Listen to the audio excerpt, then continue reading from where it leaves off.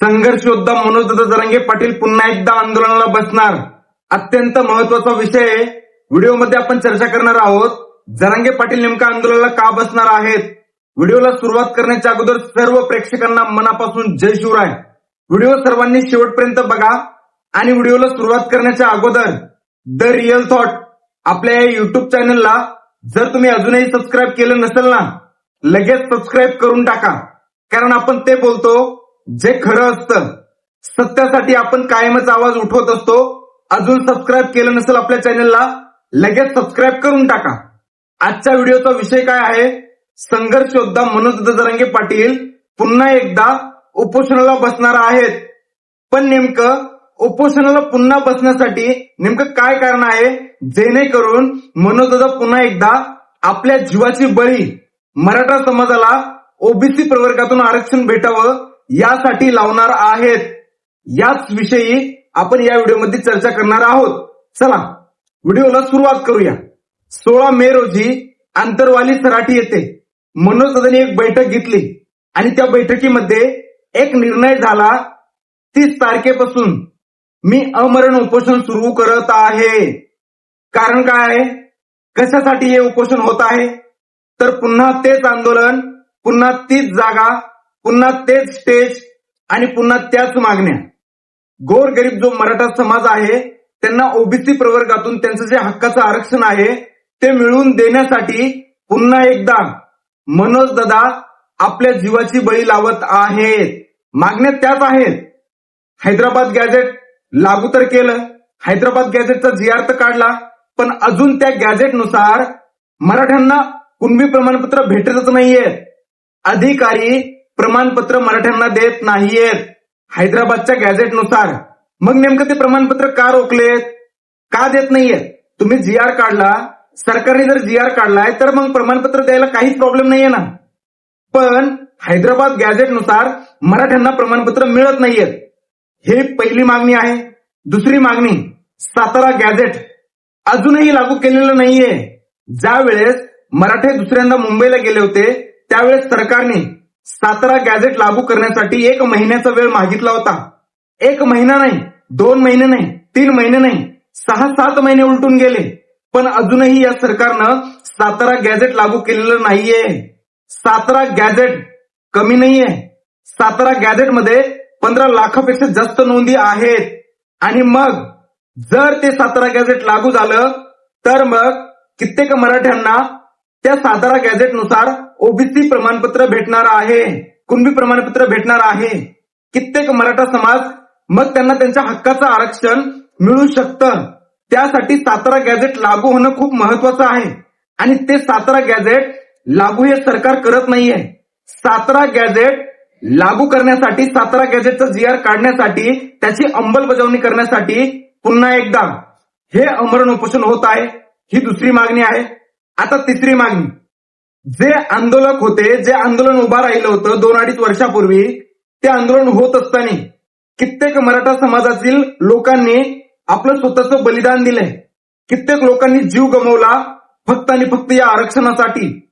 पण त्या ज्यांनी आंदोलनामध्ये स्वतःचा जीव दिला होता त्या घरामधील एका सदस्याला या सरकारनं नोकरी देण्याचं आश्वासन दिलं होतं आणि एका सदस्याला नोकरी मिळावी ही सुद्धा मागणी होती. पण अजूनही या सरकारनं कुणालाही नोकरी दिलेली नाहीये. ज्या मराठ्यांनी या आरक्षणाच्या लढाईमध्ये स्वतःचा जीव गमावला, गोरगरीब मराठ्यांना आरक्षण मिळालं पाहिजे यासाठी स्वतःचं बलिदान दिलं, त्या घरातील कुटुंबातील एका सदस्याला नोकरी देण्याचं आश्वासन दिलं होतं. अजून एकालाही नोकरी दिलेली नाहीये. ही पण तिसरी मागणी आहे. आता चौथी मागणी या आंदोलनाची काय आहे? तर जेव्हा मराठा आंदोलन सुरू झालं होतं गोरगरीब मराठ्यांना ओबीसी प्रवर्गातून आरक्षण मिळावं यासाठी, त्यावेळेस या पोलिसांनी, सरकारनं कित्येक लोकांवर केसेस दाखल केल्या होत्या ज्यांचा काही संबंध नाही.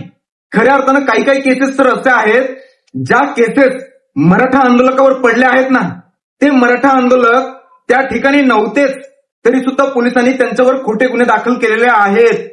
त्या खोट्या केसेस मागं घेणं ही प्रमुख चौथी मागणी आहे. पण अजूनही या सरकारनं 2-2.5 वर्ष झाले खोट्या केसेस मागे घेतलेल्या नाहीयेत. देवेंद्र फडणवीस साहेब कधी कधी काय म्हणतात, कधी हे म्हणतात तर कधी ते म्हणतात.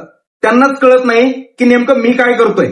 देवेंद्र फडणवीस साहेबांनी अजूनही त्या खोट्या केसेस मागे घेतलेल्या नाहीये आणि ज्या आंदोलनावर ते गुन्हे दाखल झालेले आहेत ते गुन्हे काही आंदोलक आतंकवादी नाहीये किंवा त्यांनी कुणाचे मर्डर केलेत म्हणून त्यांच्यावर केसेस पडल्यात असंही नाहीये.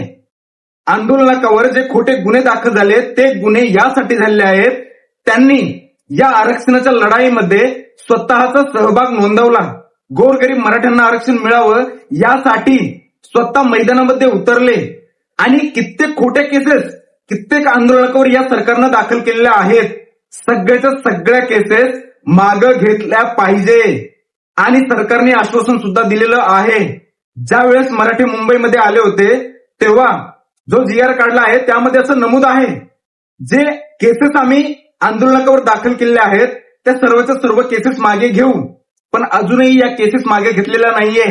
यासाठी सुद्धा हे 30 तारखेचं आंदोलन होत आहे. आता राहिला विषय बाकीच्या ज्या मागण्या आहेत, प्रमुख 10 मागण्या आहेत.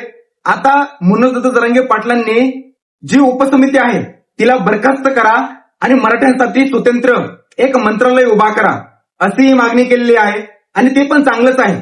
उपसमिती जी आहे अध्यक्ष विखे पाटील आहेत आणि त्या समितीमध्ये कित्येक लोक काम करत आहेत, पण अध्यक्षांना माहितीच नसतं हैदराबाद गॅझेटनुसार किती मराठ्यांना प्रमाणपत्र दिलं, सातारा गॅझेट कधी लागू होणार, अहवाल अजून दिलेला आहे की नाही.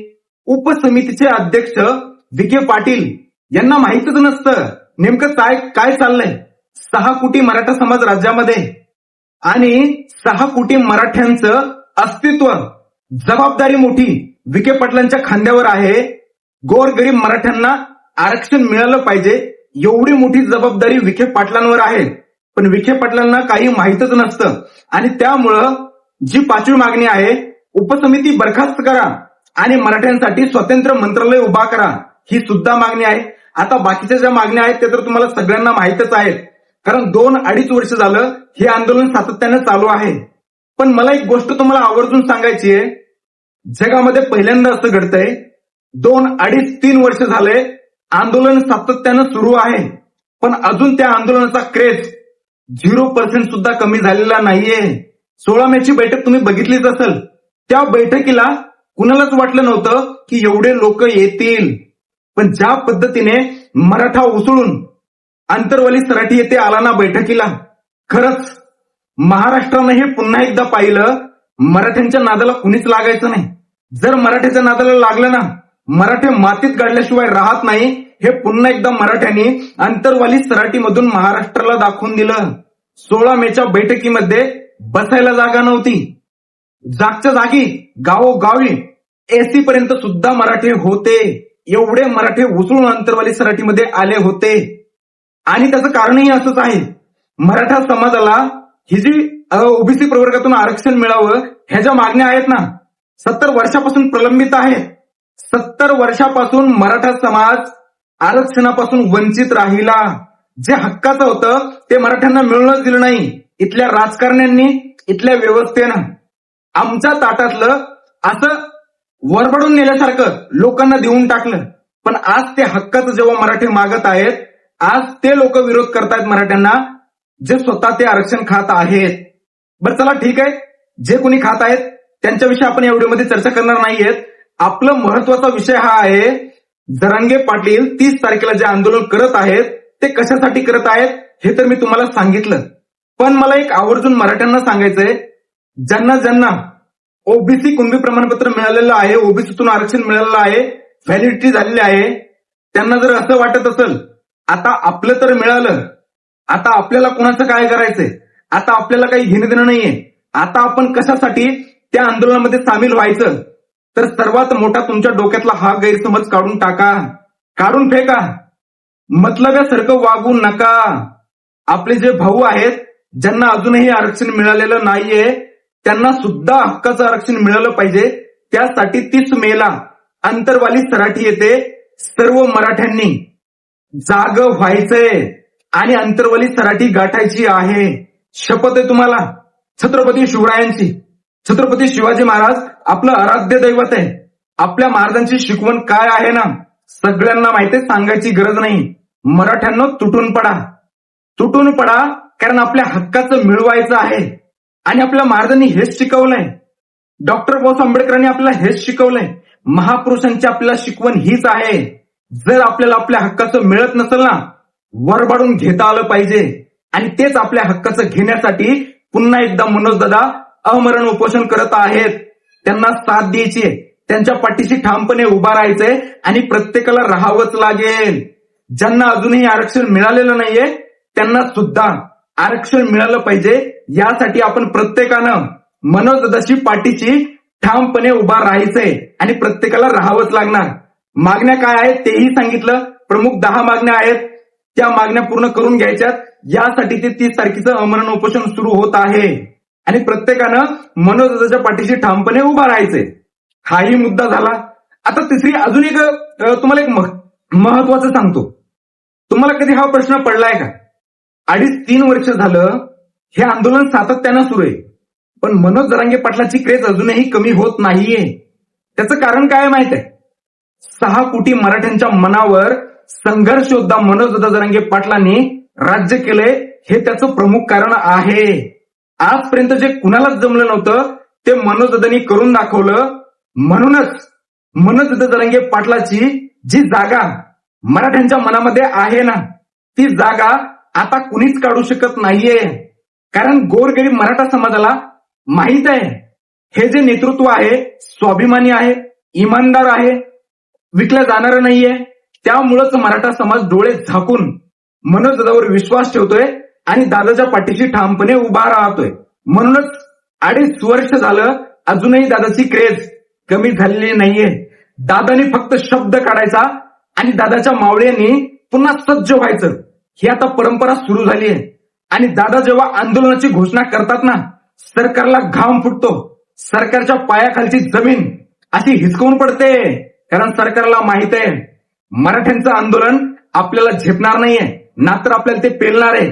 आता जर आंदोलन पुन्हा उभा राहिलं आपल्याला बरखास्त व्हावं लागेल, हे सरकारला चांगलंच माहित आहे. आणि सरकार हालचाली 100% करणार आणि सरकारला मराठ्यांपुढे झुकावंच लागणार.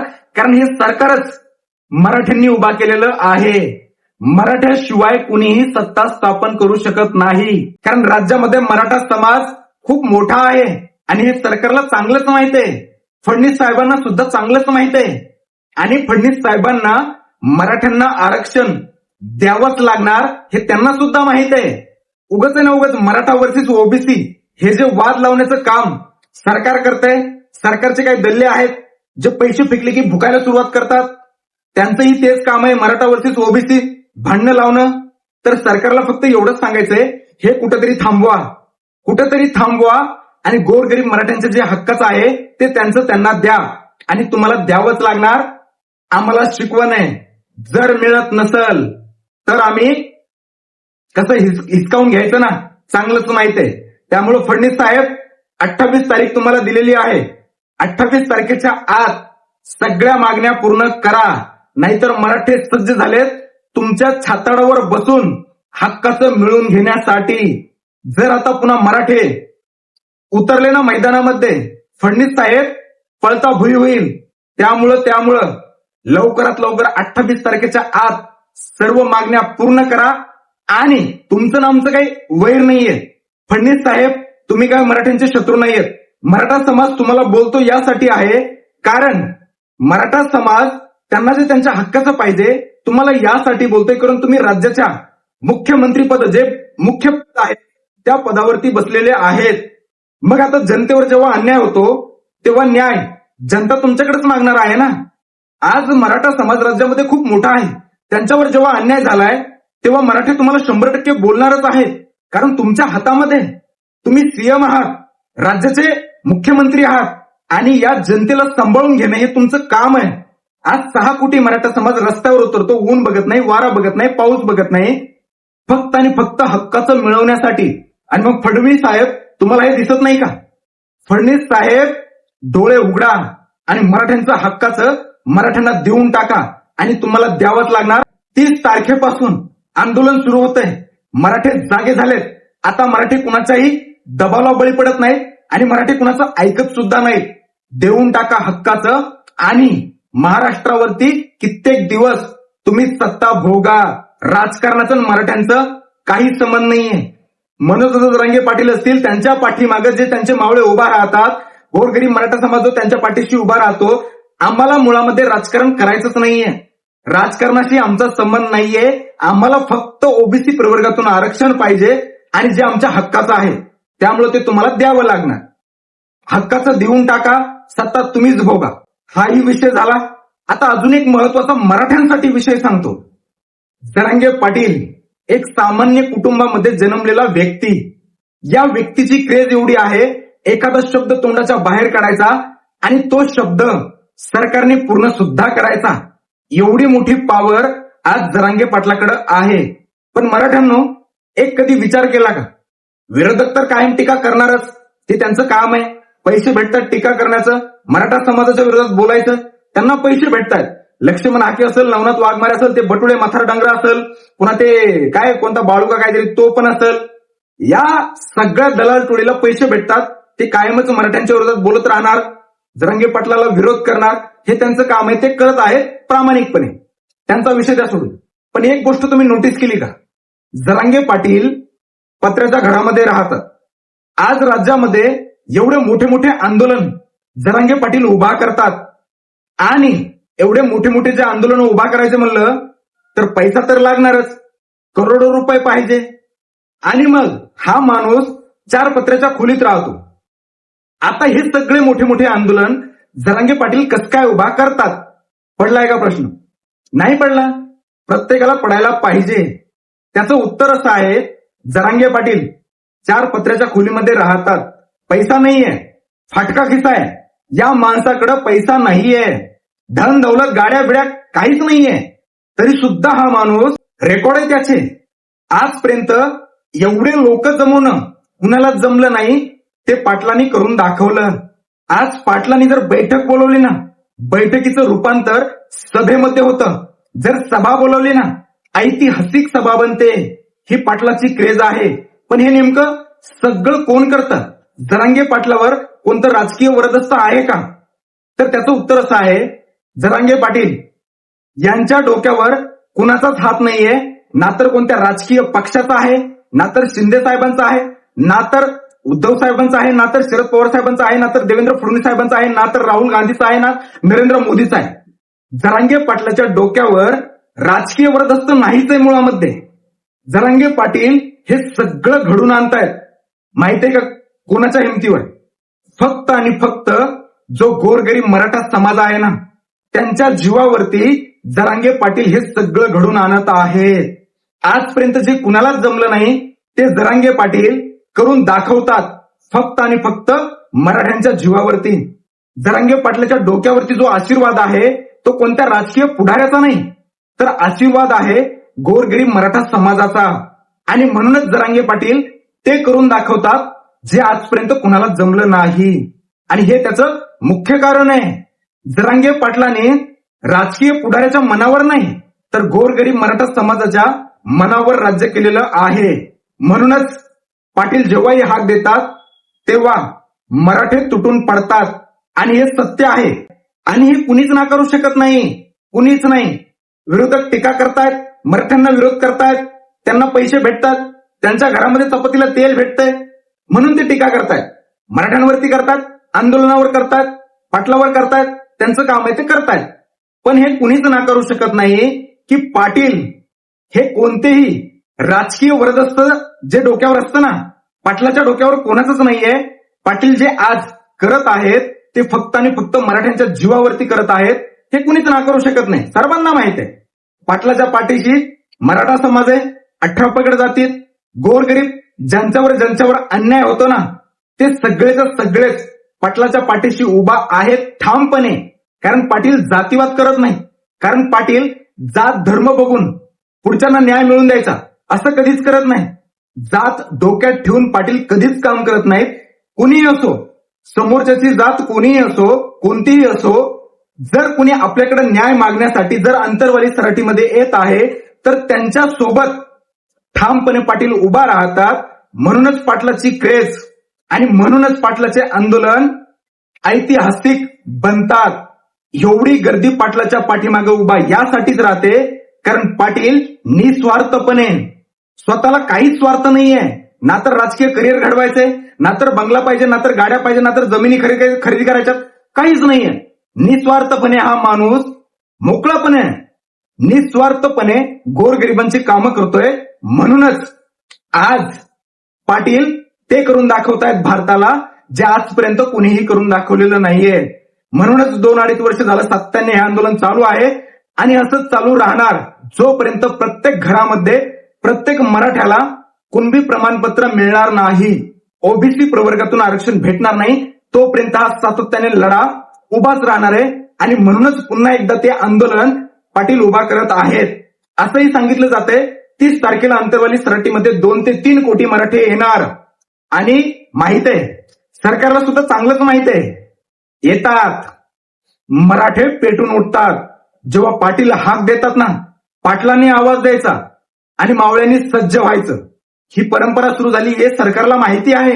म्हणूनच सरकार घाबरतंय जरांगे पाटलांना, म्हणूनच घाबरतंय. एवढंच सांगायचं होतं. 30 तारखेला आंदोलन उभा राहतंय. कोण कोण येणार, तुम्ही कुठून येणार आहात आणि तुम्हाला यायलाच लागतंय. कमेंटमध्ये नक्की सांगा आपण कोणत्या जिल्ह्यातून अंतरवाली सराटी येथे 30 तारखेला येणार आहात. प्रत्येकाने कमेंट करा. व्हिडिओ जर आवडला असेल लाईक करा, शेअर करा आणि पुन्हा एकदा सांगाल, हक्काने सांगाल, आपल्या युट्यूब चॅनलवर जर तुम्ही अजूनही नवीन असाल तर जर तुम्ही अजून आपल्या युट्यूब चॅनलला सबस्क्राईब केलं नसेल लगेच सबस्क्राईब करून टाका. आणि हे हक्काने सांगतोय मी तुम्हाला, आपल्या चॅनलला सबस्क्राईब करा, सर्वांनी करा, लाईक करा, हा व्हिडिओ जास्तीत जास्त शेअर करा. महाराष्ट्राच्या कानाकोपऱ्यात हा व्हिडिओ पोहोचा. कारण मराठ्यांचा क्रेज म्हणून जरांगे पाटलाचा क्रेज आणि मराठ्यांना सरकार कसं घाबरतंय हे प्रत्येकाला कळायला हवं. म्हणून हा व्हिडिओ सगळ्या ग्रुपवरती, सगळ्या सोशल मीडिया प्लॅटफॉर्मवरती शेअर करा, सर्वांनी करा. बाकी थांबतो या व्हिडिओमध्ये एवढंच. तुमची सर्वांची रजा घेतो. व्हिडिओ जर आवडला असेल लाईक करा, शेअर करा, पुन्हा एकदा सांगतो सबस्क्राईब करा आपल्या चॅनलला. बाकी थांबतो. जय शिवराय, जय शंभूराजे, जय महाराष्ट्र.